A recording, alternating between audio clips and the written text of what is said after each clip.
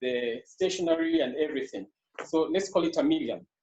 So instead of him laying off people, he's just gonna, knock off that rental fee, and actually he's boosting the production, the commission for these guys for more production based on what he's saving from the rent. So if you look at the whole picture, if an employer just targets employees, sometimes might be missing the point. That's absolutely true. I think a lot of organizations just go in for the wage bill because for some odd reason, it's usually the fast and the most liquid, so to speak, asset to, liquidate, so to speak. And I think it's unfortunate that a lot of people go down that route. But I think also the majority, and I don't know, maybe I'll just hear again from the room, a couple of people here actually have been laid off. A couple of people are losing their incomes, and a couple of people have lost their businesses. But you see, as you said, with businesses, you can chop and change. It's different. But what about from now a perspective of an employee? What can they do? And this I'm going to ask Waru, because you are in the HR tech space. What do you think we need to do? Or where are we now in terms of what should we be doing? Yeah, it's funny how those two scenarios actually apply to me both and both. I think you hit the bowling pin at the spot. I personally have gone through this whole redundancy, and from an employee perspective, it has been quite a roller coaster, to be honest. I have past tense. I had a team of about 30 technical recruiters under me, and we got swept in the redundancy measures taken by our company earlier last month. And so it's been a huge change in terms of your mental focus, first and foremost. I think the first week everybody has been trying to accept what has happened. The next week is, what are we going to do about it? The third week is, please don't talk to me. And the fourth week has been sort of like, I think I have awesome skills. What do I need to do out there? So from a point of view of an employee, what we've done is we've gone back to networking. We've gone back to build each other in terms of our profiles. We've gone back to actually looking at the base of what we've gone back to look at the base of what it means to start again from zero. So Noreen, just to answer your question, we've actually managed to form groups of people to attend webinars and talks. We've asked head of recruiting firms here in Kenya to give talks as well. Even if you are an expert in your field, such as a recruiter, you might not also be able to sell yourself, quote unquote, in the eyes of your next employer.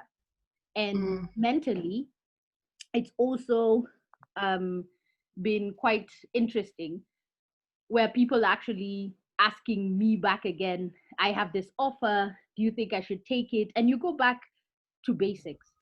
And then there's the other option where we've also had a team also launch startups. So people have always wanted to do something on their own. And what we're also doing is supporting them in that token. It's a small community right now, but what I think people should do is not limit themselves going back to the employer status, as it were. So we've had successful launches of about 2 people launching their own startups, so their consultancy firms. And that has also been exciting for them, meaning that they've been able to do something that they previously had been putting in the back burner for some time.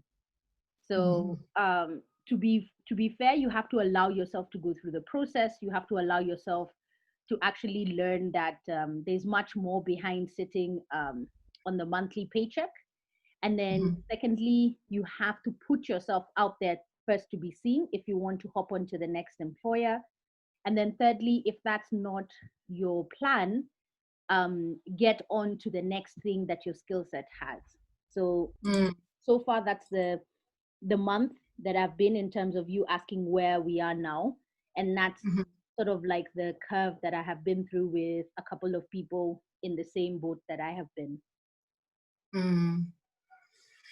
Interesting. Thank you so much, Waru, for sharing. And I think this is where our conversation is taking us, because especially in a space like Kenya, with they say 80% literacy rate, you must know where I'm from, literacy rate. You're looking at how do you then separate the wheat from the chaff, in that, say, for example, I have a master's degree. Is it about running and getting the next master's degree so that you can, be out there and be visible to your employer? Or should we start thinking about honing our own intrinsic personal skills in order for us to be able to leverage with each other, So I think, thank you so much for sharing. And I like the fact that this platform is here for us to realize what other people are also going through. And this is why I actually stopped the slide share, because I realized that perhaps there's somebody else who'd like to talk about her or their experience on how they have managed to transition and leverage. I don't know if anybody would like to talk about it real quick. Just a few comments, if I may. Yeah, go for it. Few comments. Just a few, yeah. I wanted to actually disagree first and foremost by saying we did not see these coming. No, it's impossible. Digital transformation has been preached by most technology companies since 2004. To date, people have been talking about this. When I started talking earlier, I actually said what COVID has done is it has forced digital transformation on people. That's what it has done. But it's not that organizations did not know. They knew about it because it's been preached. The adoption has been, if I can do it already, if it works the way it's already working now, why do I need to spend money to actually ensure that my organization is ready for what could then be? Mm-hmm. Then coming back to the HR related story, in terms of there's a couple of things that employers could do for their employees, as well as what employees could do for themselves. Most organizations I've seen have a balance between two things. One is there is that which we are hiring you as an individual to come to do. If I pose to ask one question at the moment, I think I've asked this question before, but I always ask this question, which is, what is the value? What is the vision of your organization? Where is your organization going? Are you able to actually talk about it? Will you know about it without having to actually Google and say, what's the vision in this organization, right? Because then whatever the vision was, whatever mission the organization has towards trying to ensure that they meet their goals, their strategic direction, it's usually they have to shortlist. And I'm not sure. I couldn't see who was speaking under HR, but she I'm not sure if she can also state this, but or rather reaffirm what I'm saying. But usually there's a pipeline of who we want to hire. So we will have a wish list. It's always impossible to always get 100% of the wish list from a recruitment perspective, but you will get someone that's close enough to there. But what that person, once you are hired, what you also need to do is you need to figure out what is it that the organization is really up to, and what do they do, where do they want to go, such that you also understand why they actually hired you in the first place.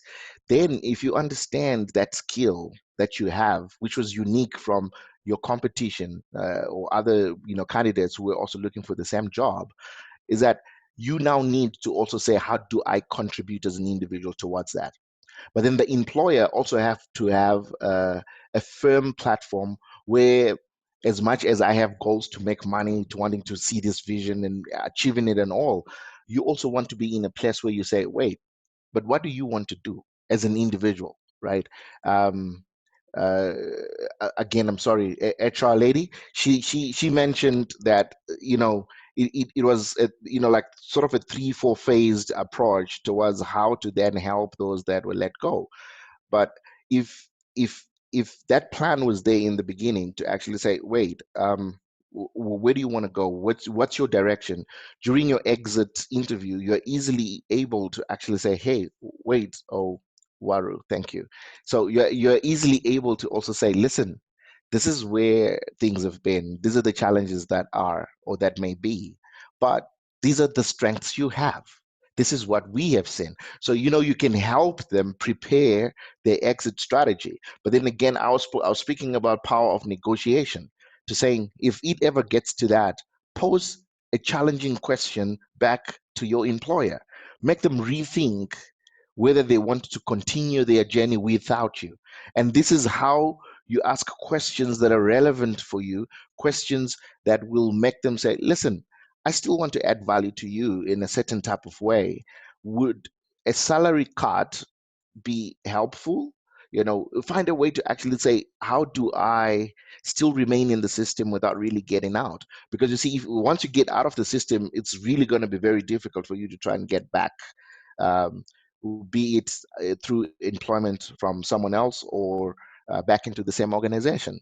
But the power of negotiation, we have to have these skills. We have to build them, and the strategy that Waru basically then had to try and help those that had get gone out.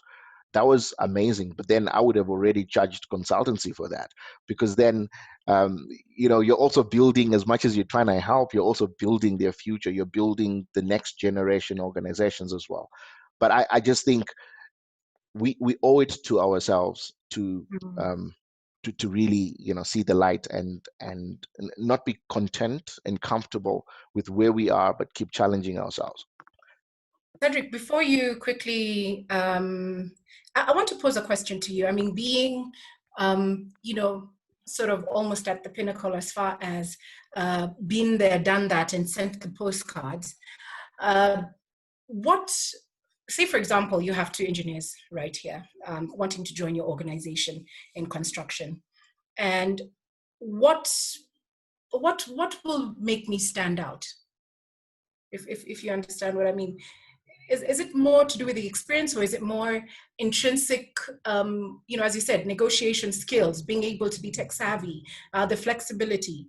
What is it that you look for in your wish list that's not necessarily a tech, tangible tech skill? Preparedness. I mean, when we started off this conversation, one of the things that you probably asked, but I think did not drill down deeper, was the balance between stock tech and what was it you called again? It was the balance between stock take and and piling it, right? There is you as an individual knowing what it is exactly that you want to do. I think the biggest challenge we've had in our education system in the first place is we are trained to become employees and not necessarily to become employers, not necessarily to become entrepreneurs. And we leave university after graduation, and I'm just thinking, the next person I see, I'm like, are you looking? Can I get employed? We're not doing things that make people look for us. We're not doing things that make people see you as an individual, that when you are actually graduating, at the stage of graduating, you already have people that are looking up to saying, wait, what? Who are you? We understand that you're now graduating with honors. And we also know that 5 people are talking to you. Can we also have a chance to talk to you? We also know that your highest offer is this. Can we offer you something bigger and better? It's the little things you do from the time you're still in university to the time you actually go out there and look for the space you want to be. But to be very honest and frank, I think, like I said, preparedness. If you take a chance to looking at the JD or the job description and understanding the organization in terms of where it was incepted, when it was incepted, what has been the strategic direction, what have they achieved, what have they failed to achieve, you can walk into an interview empowered with information that may be able to actually save you a couple of minutes of disadvantage, in the sense that you walk in, you ask questions that are critical that probably your panelists cannot even answer. They look at themselves and say, you take it. But those are the things that actually make you outstanding, that make an employer say, wow, imagine what I could do with that thinking tank, you know, and they want to have you on board. Preparedness also means understand the subject, understand the industry, understand the job you want to go into, learn about it, know the organization, also know a little bit about, you don't have to know too deep about what the role or the organization does or what they want you to do, but you need to be very open. You go in with an empty cup, such that you also receive as much information during that conversation, uh, which will be able to empower you to give back a lot more. There is me coming into an interview and saying I'm an expert. I've got 20 years experience. I've got 30 years experience into doing things that I do. The moment you walk in with that kind of attitude, you will walk out with your tail in between your legs, because then you've gone in, you know, with the different idea of who you want to sell yourself as. But if you paid attention to listening to, this is the job description, I've understood it and know what is actually required of me, but where is the organization going? What have they done that has worked? What have they done that has not, right? There is simple questions that are usually asked in interviews, which are, what will you do differently, right? What are you going to do differently? And the biggest blunder we all do in responding to that is actually stating what you're going to do. And I will pause a bit and ask you this one question and say, imagine if you actually went to a doctor, you have problems, and the doctor just looks at you and just says, I'm giving you a prescription, you need Panadols and whatever, then they give you a prescription. Will that person be a good doctor? And those are the kind of answers you want to give back. You want to say, wait, it's interesting you're asking me what it is I would do differently, but I need to do an examination before I give my prescription. I need to understand what it is that has worked for you, what it is that has not worked for you. I need to understand where it is that you've been trying to go, and take those that have worked, implement them, and improve the ones that have not, or introduce new ones, right? But the moment you just go, I will start doing marketing campaigns, and do you think they were not doing it? They are not dumb to be where they are. So, you know, it's preparedness, as I'm saying. So the way you approach and the way you then respond to the questions that are being asked. If you remember last time, I did speak about the young girl that got a hug and got employed for internship almost immediately. It's because she paid attention, and she was asked a question that was HR related, but managed to connect dots between an HR job to a sales job. That is being prepared for an interview, and there is no one that ever says no to a person like that. But then again, I also want to challenge each of us and say, should we always want to be employees? Let's look at different services. When Ken was speaking and he was talking about the services they do from an accounting perspective, I almost wanted to also pose a challenge to all of us here and say, do you think it's cheaper for you to do accounting internally, or actually to, you know, pose it out and give it externally? Because then with organizations I've seen that are succeeding at the moment, they've actually outsourced that service for different reasons. But it's something worth thinking about. I was just saying, I hope I answered your question though. Yeah, no, you did. Because from just the conversation and what you're trying to, what you were saying, what I heard is critical thinking being amongst some of the top skills that you're looking for as an employer, for example. The open-mindedness still within your hashtag preparedness. I heard listening as well, you know, and that preparation and that analytical thinking of what it is that you want to do. And I want to share something I came across, what they say is possibly the future of work. For those people who still feel, you know, the truth with life today, Cedric, is that not all of us have the guts to go into business. That's the truth of the matter. Some people are just extremely risk averse. So I agree with you. To cushion, you know. I agree with you. Yeah, I agree with you. And that's what I'm actually saying, that our education system is not preparing us for that at all. Absolutely. It's zero. Absolutely. And now this is where I want to take the conversation, because when I looked at, when I was doing a bit of my research on what is considered to be the qualities of the future of work, you know, Cedric, you mentioned some of these things: adaptability and flexibility, being creative and innovative, whether it's in terms of process or it's in terms of product, you know, the critical thinking, I think also one thing we need to mention is emotional intelligence. How do we, how do you gauge the temperature of the room? How do you gauge yourself? How you manage yourself? How do you approach the next person? And as you also said, understanding what an organization does and how you fit in. So going in with an open mind and having a commitment to a lifetime of learning, I think is also what I heard from your hashtag preparedness, and really embracing change in the current state that we're in.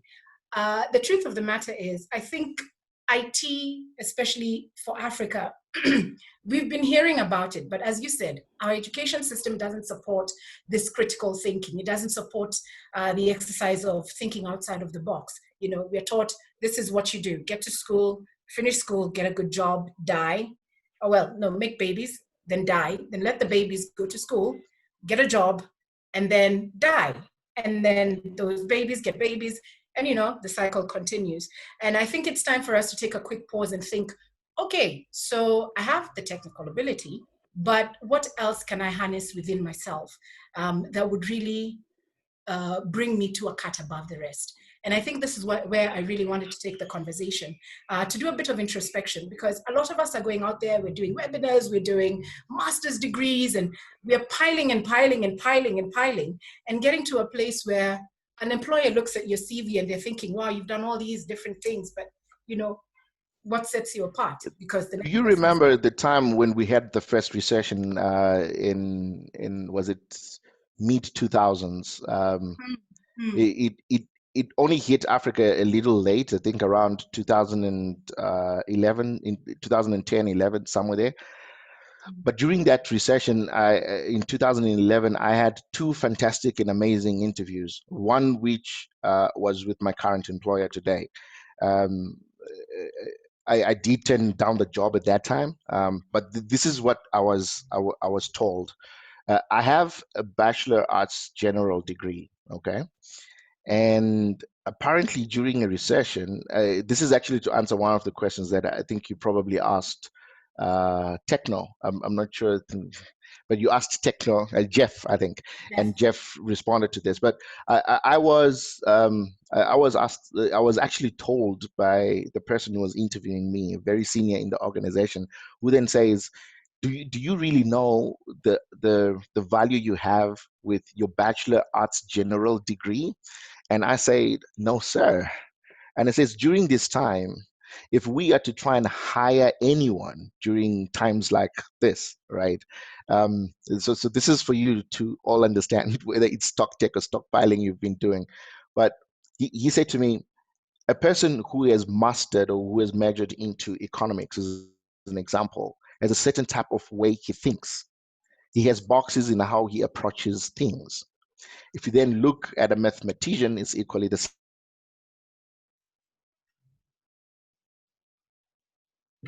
But when you look at a person with a general degree, he can become whoever you want him to. Mm-hmm. Mm-hmm. You can pretty much he can pretty much be anything you want him to be. Is that what you said?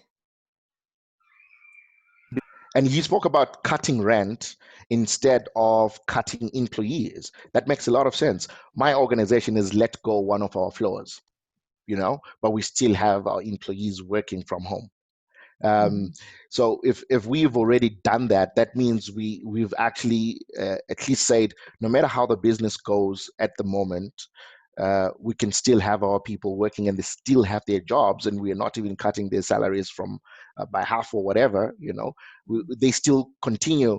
They're still inspired to going out there and working, right? So I think I'm the one just talking too much here. I should stop. That's cool. It's the wealth of knowledge coming through, but that's awesome. Thank you so much, Cedric. And thank you for answering that, because I think, as we said, a lot of us here are at least in the business space, but a lot of us also still cushion ourselves with employment, and there's nothing wrong with that. But it's really to be able to adapt and be adaptable to both situations. I want to just rope in Caroline Gaduru. I don't know if, Caroline, you're in a position to speak. Hi. Greetings, Caroline. How are you? I'm great. It's so lovely to see you and all these very enthusiastic people here. Absolutely. Yeah. Thanks for joining through, coming through. Thanks for joining. And we were just talking about the future of work and what it looks like, because as we were saying, not very many people have the guts, if I should say, to go through this whole idea of going out and having a business. So if, say, for example, from an employee's perspective, what are some of the skills set of the future that you could tell us more about? Oh, but before you do that, why don't you introduce yourself? All right. Tell us Hi, what you do. everyone. I am Carol Gaduru. I run a consulting firm called Life Skills Consulting. We do lots of strategy work for small to medium enterprises, lots of training and events, corporate events. So this is a conversation that's very dear to me. The skill sets of the future are most definitely not desktop ones. If there's things that you can arm yourself with that you can do anytime, anywhere, any place, from any device at the touch of a button, that would be great. I think we can never go wrong with emphasizing and beefing up our communication skills, because communication will get you anywhere and will get you what you want. If you must switch from employment to business, if you want to turn yourself from a corporate person into a consulting person, it's the communication skills that you need to upgrade and ensure you speak well, you're able to articulate what your new business is, you can talk to your customers, which is a different conversation from talking to the people that work for you, talking to partners. You need to be able to write well, because people are writing, we've moved from writing physically writing to writing online. We are writing on social media, we are writing blogs, we are writing articles, we are writing proposals, we are writing reports. So our communication skills in terms of both oral, verbal and written really must be up to speed. So for anybody who wants to reinvent themselves and ensure that they are sustainable in the future, needs to have their communication skills totally up to date. And we need to get feedback on that. How am I doing? Am I writing well? Am I speaking well? Am I communicating to different audiences in the way that should land with them properly? So is my product or service communicating what it's promising the end customer? So in this space that we are in during this COVID-19 situation, we are seeing that I'm currently babysitting an MFI on whose board I sit because we are in transition. We're in transition and we are hoping to get a new CEO soon. So I'm sitting in that position. And so we lend to small businesses. And we're seeing business people coming and saying, oh, I can't pay my loan, I am struggling, please restructure my loan. But when you look at the business person, they are stuck. They are stuck in the fact that I used to do this and I'm unable to get out of that. I'm unable to go to the people that I work with and say, I used to do this, but now I'm able to do this. So how do you communicate that you are changing, you're morphing, you are having to innovate differently, you're having to create differently? And so therefore it is in the communication that we truly get stuck. So some of the people that come to see us and say, oh, I'm not making any money, I can't manage my loan. And we sit and we say, have you talked to this person who's supposed to pay you? Have you worked out a payment plan where they can pay in bits? Have you thought of what you can barter with each other so that you can reduce costs and get things moving? And the communication is just stuck in their heads that I am stuck, I can't get out of this, I have no money, I can't survive, I can't move. So even the communication to ourselves is really critical as business people, as people in the workplace, as people in the consulting environment. What are we communicating to ourselves? What am I telling myself? What are those truths that I am continuously, thinking through in my head? So those are my immediate thoughts to the question that you have asked. Communication is key. Anyone who has great communication skills will survive this and will survive the next new normal. I don't know if it's a new normal. That has become such a cliche buzzword sort of thing. But yeah. From what Just I'm to echo, Yes, to echo what she's saying, I was speaking to Oigara the other day, and he brought up this conversation around how they stopped almost every project that they're about to do because, or that they were engaging or even doing, because now they had to restructure loans for apparently everyone who owns a hotel are still paying off a mortgage. And that is now what the business focus was, to saying, let's restructure these and put into consideration the fact that they've got no business coming in. But guess what? Airbnb has been making money. It is still making money today as we speak, right? There's this amazing place off James Gishuru called the Social House. They were the first to actually come up with a license that is now being used by restaurants and everyone else today. But that place has, restaurants, rooms, and everything. It has been working as well. Why? Because they communicated the right message. They thought about their own strategy. They strategized and said, how do we, the moment you think around, and that's what I was saying, COVID is not going anywhere anytime soon, right? In places where they'd managed it, we've also seen that it has come back again. So it's not really going back anytime soon. We have to learn to work around it, work with it. How do we still get our revenue streams going, in ways that are going to be very supportive of us? So I actually echo everything Caroline said, and amazing. And for those of you who actually lost jobs that are also here, they're looking for a CEO. Did you hear that part? I like that. Did you hear that part? They're looking for a CEO. That's what's up. Thank you so much, Cedric. And for me, I think I'm so glad that we could be able to amass and have this conversation, because I really feel that communication, adaptability, flexibility, and yes, anything you can do from a digital device that you can monetize is pretty much the way forward from here. But I want us to do a quick intrinsic internal stock take. It's not so much about your tech skills and what you have, but really about those things we may or may not ever think about, especially as Africans. Sorry to say this, but we've been taught. If you think about the 80s and the 70s, most of the CEOs were primarily from the finance background. But slowly but surely, we are getting to a place where we're understanding the other skills that we need to develop, as you said, communication, adaptability, being able to critically think and analyze things and analyze issues. And so I want us to take a quick intrinsic journey. Some of us, it might be a bit uncomfortable. We'll just quickly be touching on the surface, but for the most part, I want us to just take a moment, breathe, and look inward more than looking outward.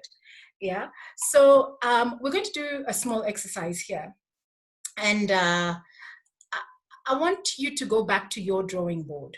And this was something Cedric did with us in our last Breakfast with Friends forum, and really allowing us to take a journey through self, and really pinpointing what are some of my strong points and what are some of the weaker or areas of development. So I'm going to ask us just do a quick exercise. I can see we're already at the 50-minute mark. I don't know where the hour just goes. Here I thought we had 1.5 hours and we have enough time to talk, but rumor has it that we don't. So I want us to quickly look, and when you're choosing these cards or what these cards mean to you, I want you to think about yourself in your business, or I want you to think about yourself in your workspace. So basically professionally. And the first set of cards is, I don't know if you can see this, just taking stock. Yeah. Some of you may or may not have done this exercise, but I just want us to really look around the room. So I'll give you about 2 minutes. You want to put it on presentation mode, Noreen? Oh, I haven't done that. No. Okay. Okay. Sorry. 1 second. This is why I should have a tech person with me, right? Just a second. No. This is how you should adopt to digitalization. I am adopting. And mobility. Touche. Just a second. Okay. So I will adopt. I am adopting. It's okay. Great. So I shall. Are we good? I hope that we're good now. Excellent. I think we are, right? Yeah, now we are. We can see. Thanks, Ed. If none of this resonates with you, that's fine too. So take a pen and paper, write it down. What is it amongst this that resonates with you the most?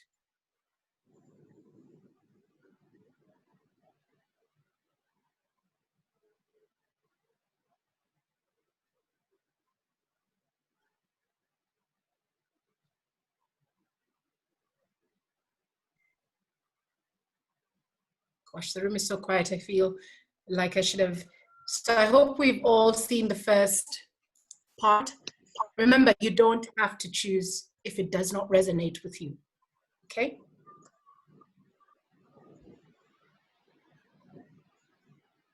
All right, I'll give another 2 minutes in this section.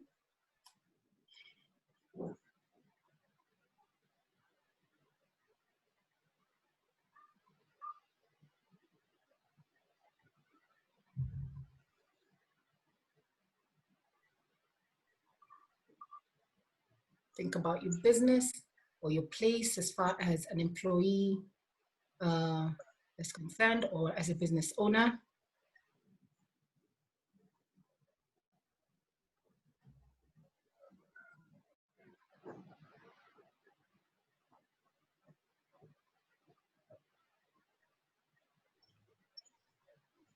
I hope you got this part. Please, let's communicate if you need me to reload the slide or go back to a specific slide.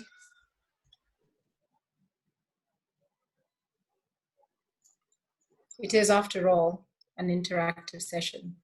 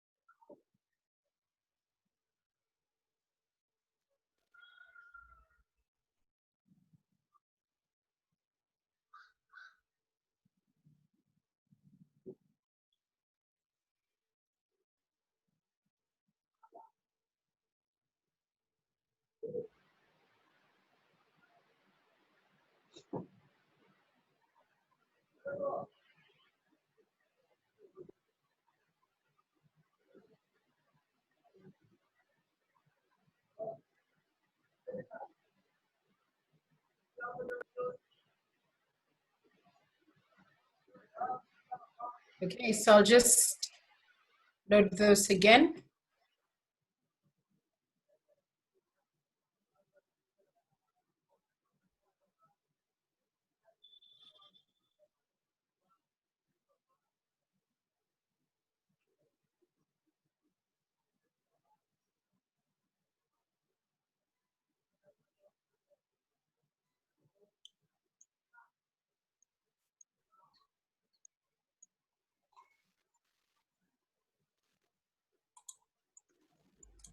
Okay.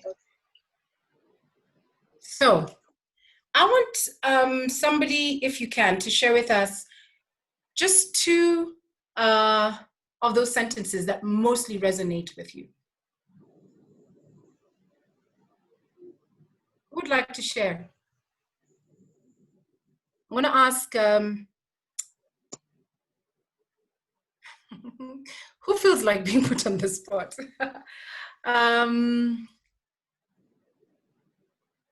Basi.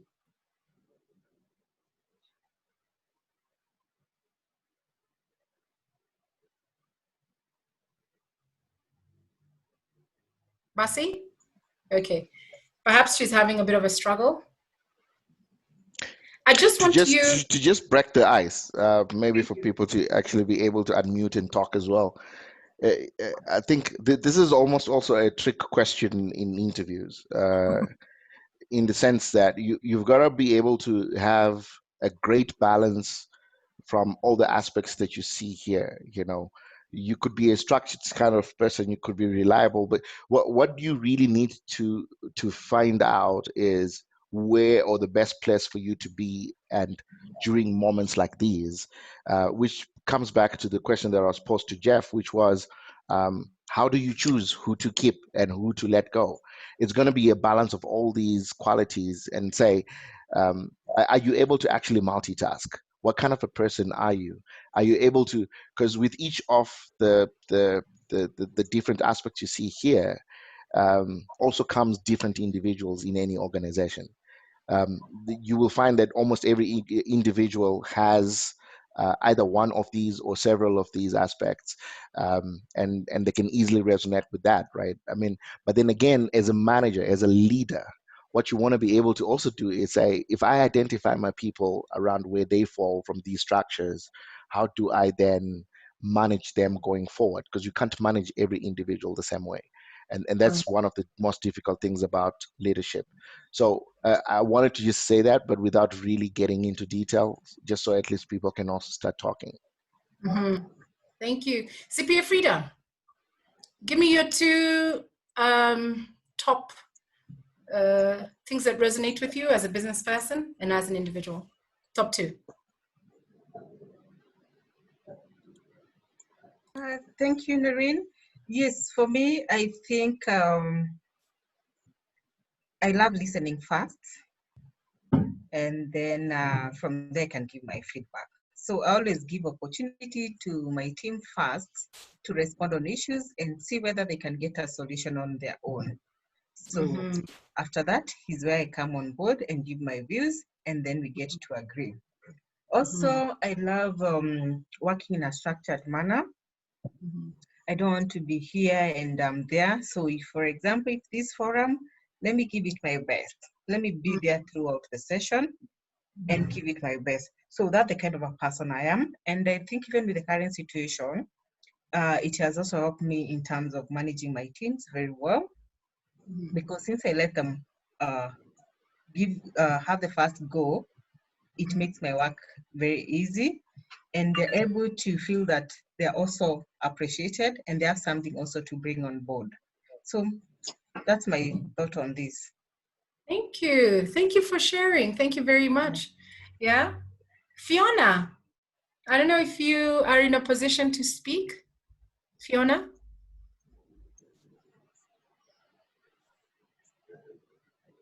Can I share, Noreen? Oh, yes, but 1 second. I think Fiona unmuted herself. Fiona. Okay. I think Fiona might be having a challenge. Go for it, Jeff. Okay, just a quick share. And before I share, maybe for the benefit of everyone, my name is not Techno, come on, CXX or something. My name is Jeff Opati, and I'm a financial consultant. I run a microfinance and investments company. Previously, my name used to appear on these Zoom screens. I don't know why it took off. Oh yeah, there it is. Who has done that? Cedric, maybe? Carry on, carry on. I wish I could hack a computer like that, my friend. Okay, Cedric. Now, just a quick share. From the first slide, I picked on B2 and B4. I like meeting commitments and I'm self-disciplined. This, of course, is a very important virtue in my field of finance, where without discipline, you can't meet your targets and you can't be able to satisfy your clients. And then on the second slide, I picked on G5, which is, I like one-on-one conversations because I've learned from experience when you're one-on-one with someone, you're able to get more out of the person. And then on the third slide, I pick on Y4 and Y6. I enjoy dealing with highly complex highly complex problems. I think also this from the financial world, and of course, I enjoy also being flexible.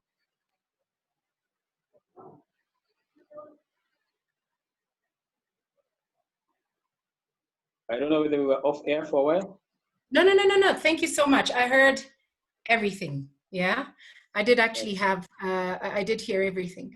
Thank you so much. So, and this for me, I feel is always quite important to take a moment and think about, okay, so what am I doing? Where am I? What is it that resonates the most with me? And these are some of the challenges that, not challenges, but some of the experiences I feel that sometimes we need to stock take and see what is it that I resonate with the most.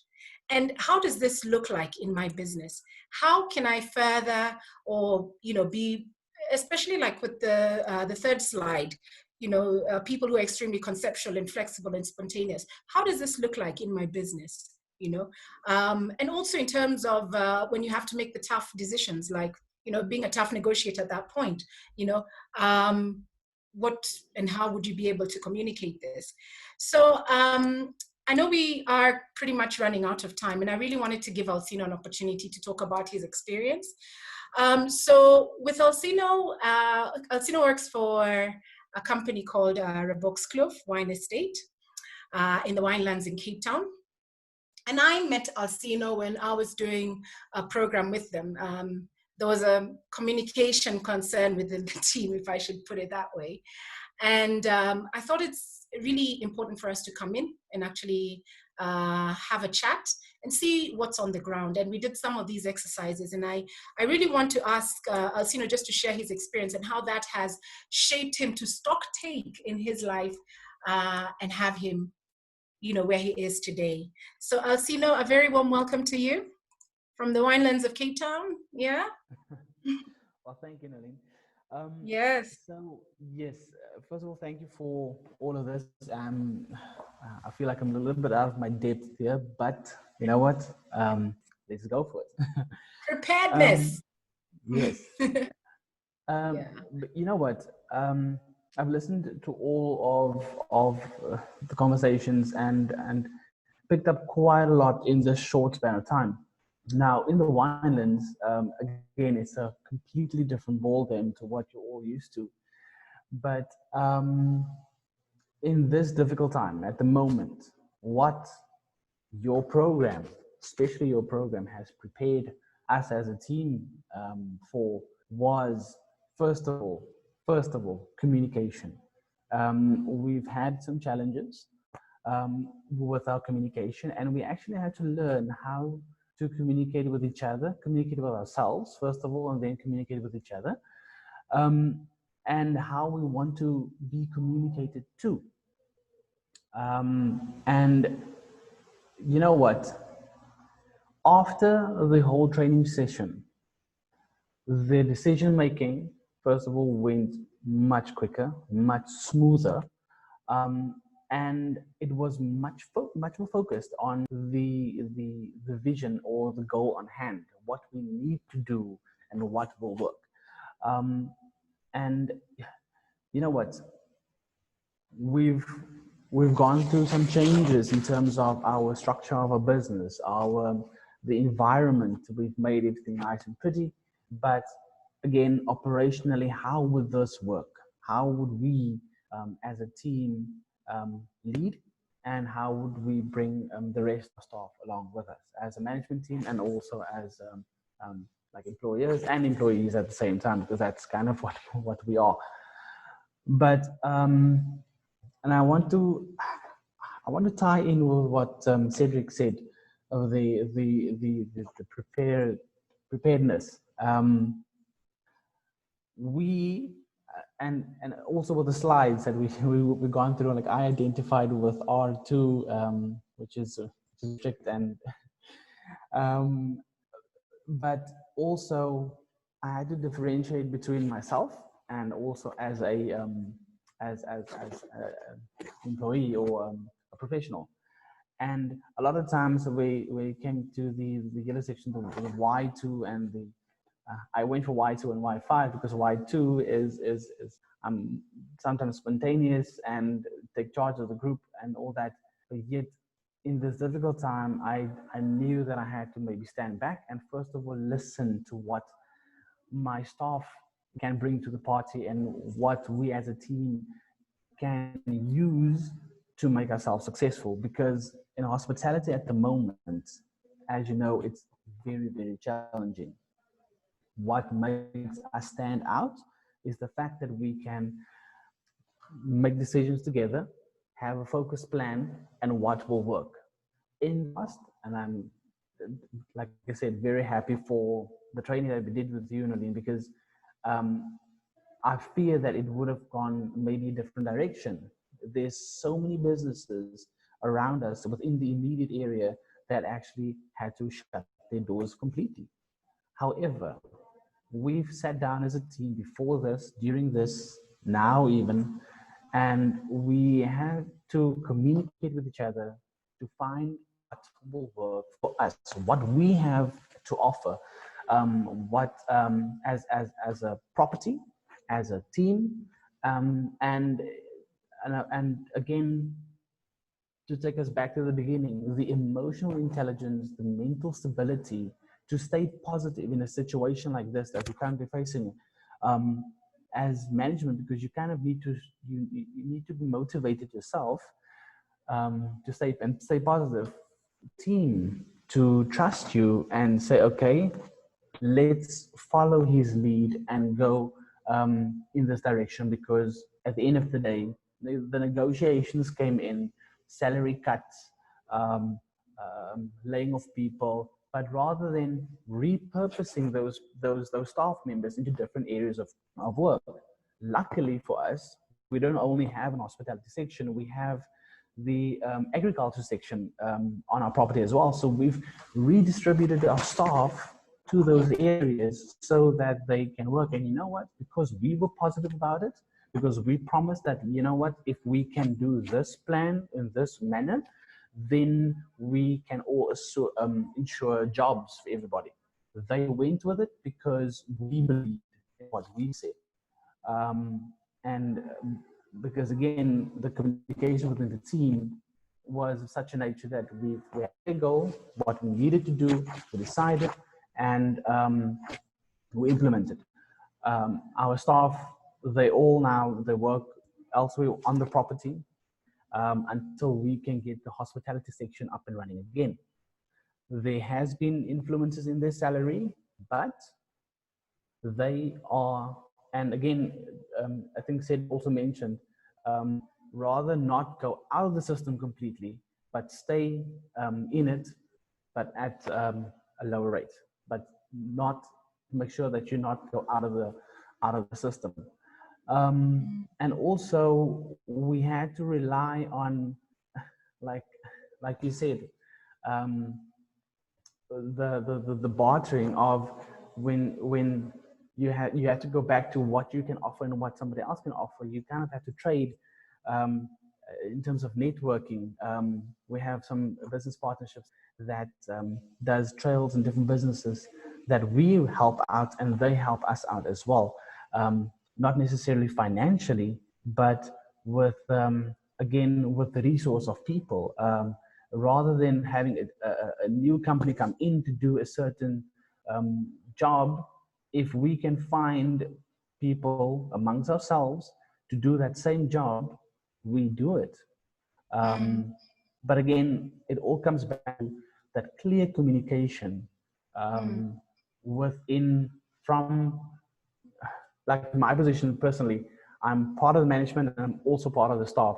So I'm kind of the link between all of it, and to know how all the systems work together, that was important for us to understand, first of all, and what we can use out of it to make our company a success.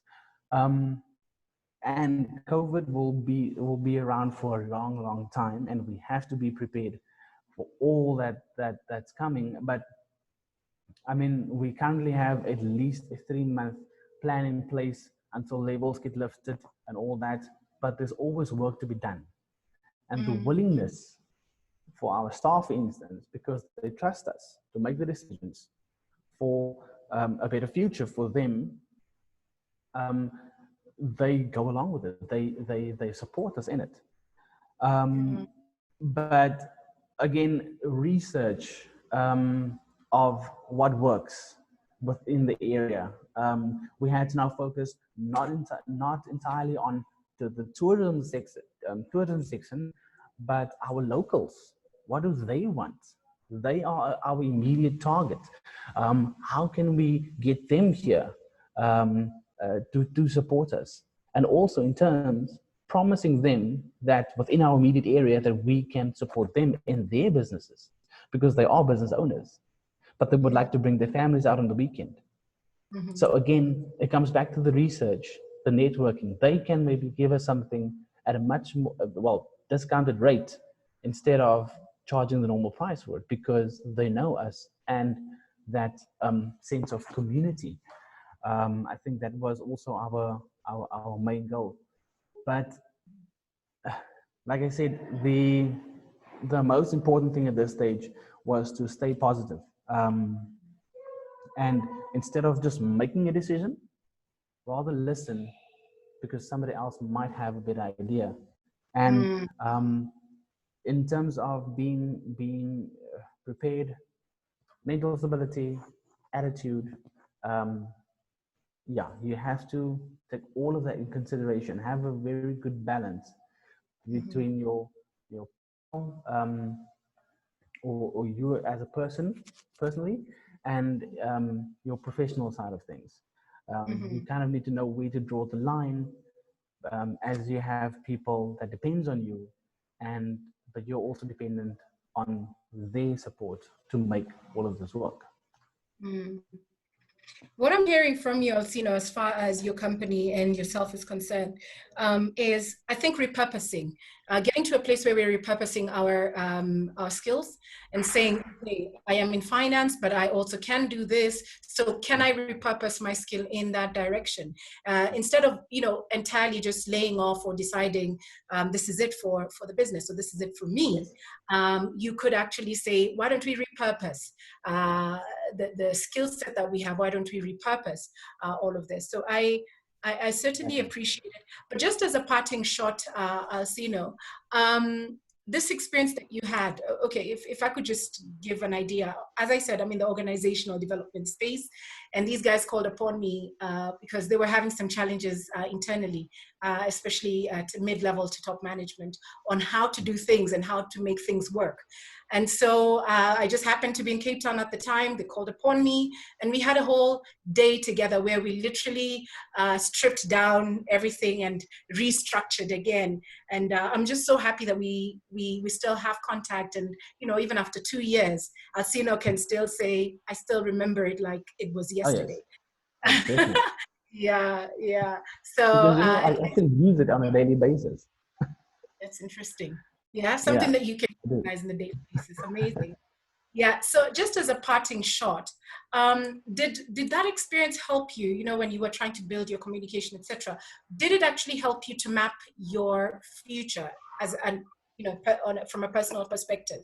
Because this was a bit of stock taking. Were you able to then utilize that to help you map yourself for the future and what you want to achieve?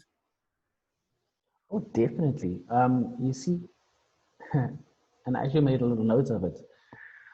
I have a qualification in something completely different. Social work and social development, which is projects within the community. However,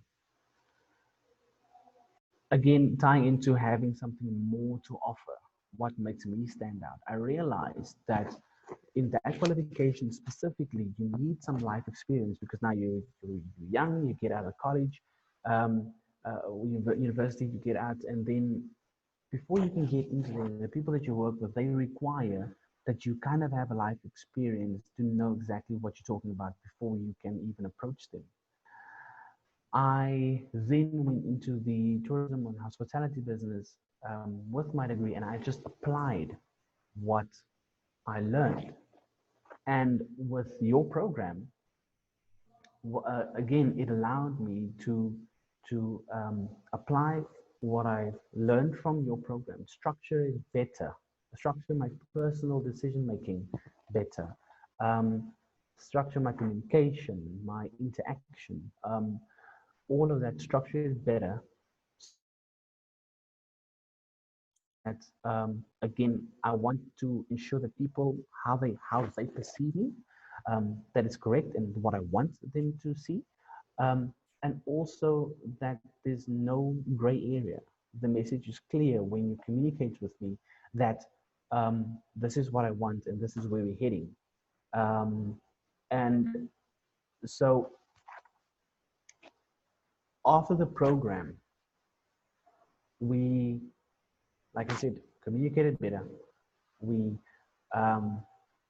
even something small, like I know, for instance, that my colleague wants all the numbers in order before he even talks to me.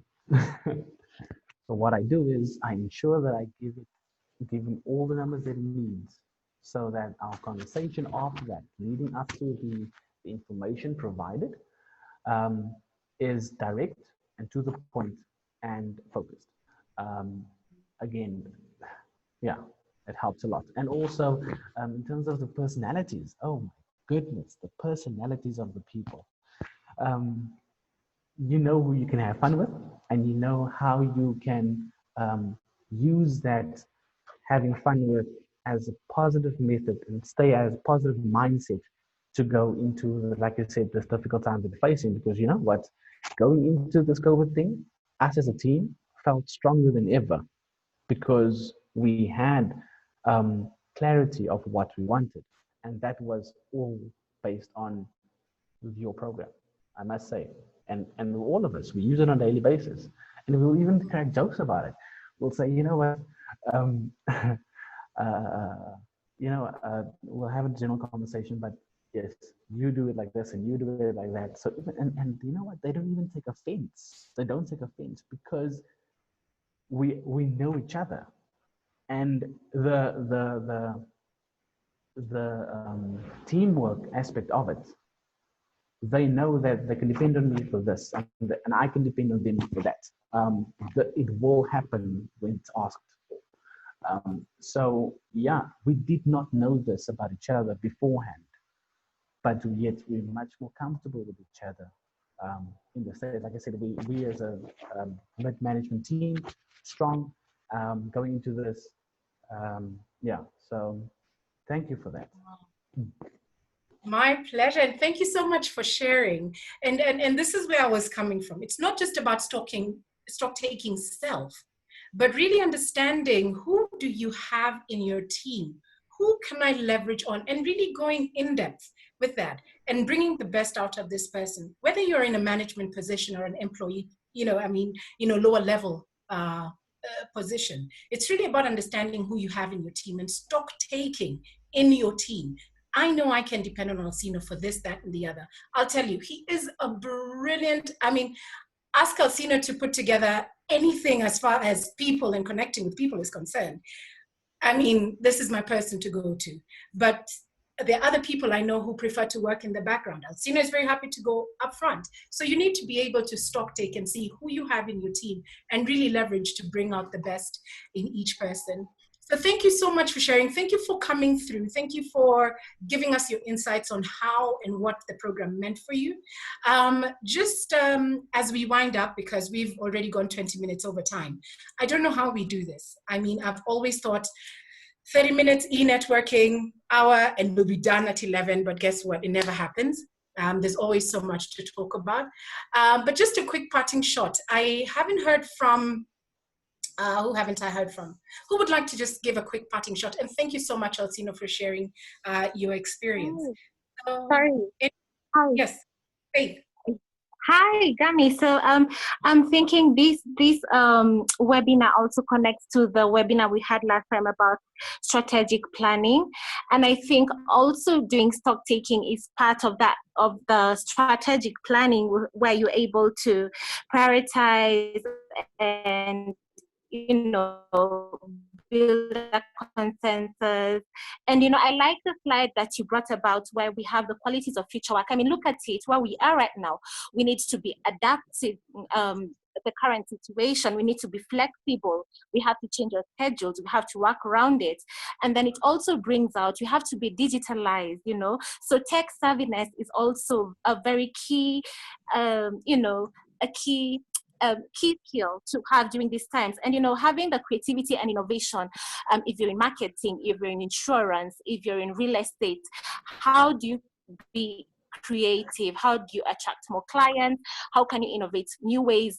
Because you're working from home now, so you have to be innovative. And the data literacy, so of course you have to dwell with research and look around you, see what is working, what is not working. And then the critical thinking that Cedric was also talking about is really important. And so anyway, when you go down on the slide of the qualities of the future work, I think that is really great.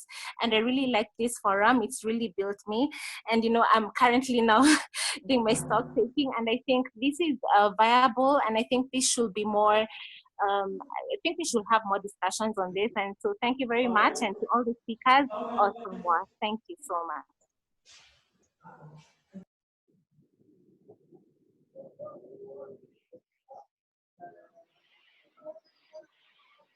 Oh, thank you so much. Thank you so much. I was trying to read your lips.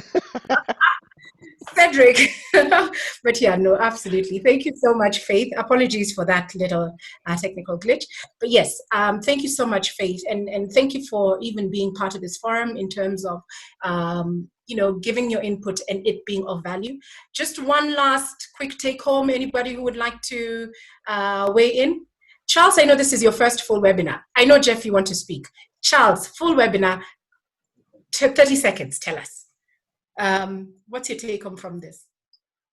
I've learned a lot listening to the contributors, importance of actually just adapting very fast. I like what Cedric said.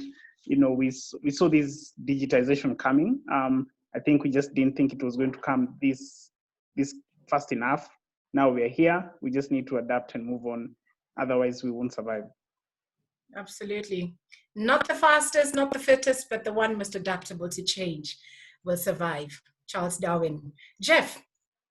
Yeah, okay. Just a parting shot. And of course, to thank Alcino for sharing his personal and his company insights. Just a parting shot for me is that, for me, the biggest, which is a sad thing, the saddest thing about companies most of the time is we do stock taking in terms of crisis, only when there's a problem. And like the last lady spoke, I can't remember her name just now, she said it must be part of our strategic planning. Let's do stock taking when business is good. Let's do stock taking when business is bad. It must be part of, it can be annual, part of our annual program or annual strategic planning and all that. And then something else, we would not be discussing all this if it were not for COVID. And people would not be home if companies had not laid them off. Now, what I normally teach people in financial management, which 10 years ago, I started also teaching to some companies, is as part of the financial planning. For me right now, it's a sad thing that companies are laying off people after only 2 months of closure, of no business. Whenever I teach financial planning, I always tell people, have enough savings to live on without a change in your lifestyle for the next 6 months. You keep on paying yourself, assuming you're laid off. Equally for companies.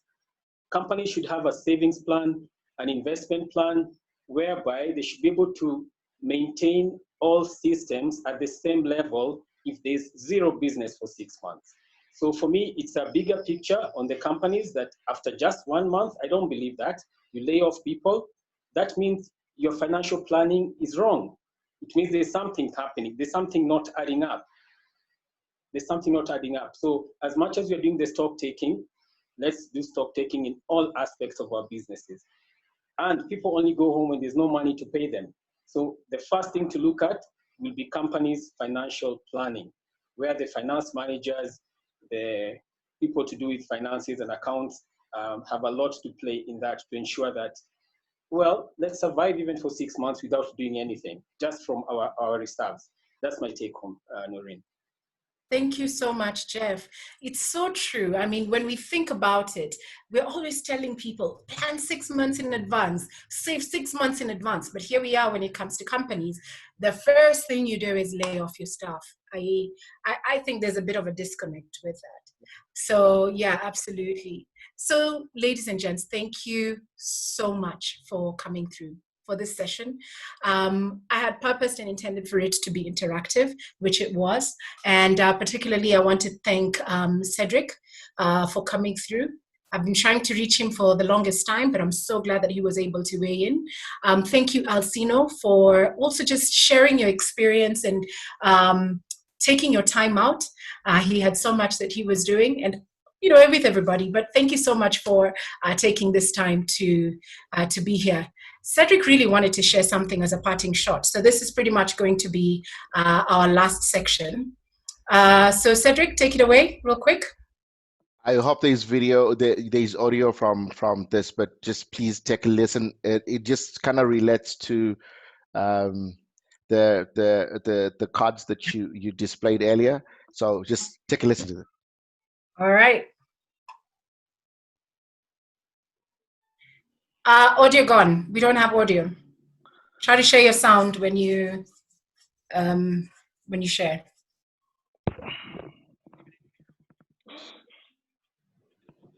You can hear it, right? No, we cannot. Ah. When you're sharing, there's a little tick box that says share computer sound. So if you can take that. Which one is that? As you're sharing, share screen button, there's usually a small little box that says share computer sound. So I hope you're using your computer. Yes, I am. Just hold on. So go to the share screen. I'll try it again. Okay. Ah, there it is. All right. So it's not long. It's about a minute clip or so. So let's just watch it as we come to a close. So how does somebody go from engineer to comedian? And I realized that Venn diagrams are perfect for explaining my career path. I'm one of the few comics working in Venn diagrams. So the reason I became an engineer was because of two things. I was good at two things. I had math skills and I was good at problem solving. And when you're good at those two things, no guidance counselor ever says you should be a comedian. They would be fired. So they said you should be an engineer, so I went and became an engineer. Makes perfect sense, right? Over here, if you got people skills, you're good with people, and you're good at problem solving, you're probably going to go into management, right? Makes perfect sense. Over here, if you got OCD, everything has to be exactly right. And you're good at math, you are an accountant is what you are. They the accountants were high-fiving over there. I have never seen an accountant high-five. Yes, he got us right. That joke adds up perfectly. That is accountants, though. They can't solve any problems, but they can identify them. That's an accountant. An accountant will go, you got to fix this. Over here, if you're into drinking and you have people skills, you're in sales is what you are. Are we got sales people? That's always the loudest yell. Without fail, they are always the loudest. Over here, if you're heartless and you have OCD, you're in human resources. No heart whatsoever. And if you're heartless and into drinking, you're a lawyer. And if you're all those things, you are a comedian. I don't know Have how a great true. weekend, good people. I don't know how true it is, hey? Especially for the accountants in the house and the salespeople. Hello, Charles. You know, and the accountants. And the lawyers. We've got lawyers too. I saw them. And HR. The heartless people, Waru, we are not mentioning names. So thank you guys. Thank you so much for coming through. Thank you, Cedric. Thank you, Alcino. I cannot thank you enough for sharing your experience. Thank you, thank you, thank you, Alcino. And I'm hoping the team in South Africa is good, and you're doing a good job. So I'm hoping that when we do come to Cape Town, we can have some real good wine and some great food at your wine company, yeah? And shark diving too. Shark diving, yeah, you can't miss that. No, of course you can. So thank you, everybody. We've got to do a quick hard stop, but thank you so much for coming. I will be taking a break for 2 episodes, so that means we will only regroup in another 4 weeks, just allowing us to stock take and re-strategize, curate our ideas, curate our content, and be able to give you an opportunity to share as well your experiences. So until then, do keep safe. Have yourselves a lovely, lovely day and a great weekend. Remember, if you're in the Westlands region or Ruaka or Lavington, you can get your happiness delivered to you via drinkup.co.ke, courtesy of Charles Wandeto.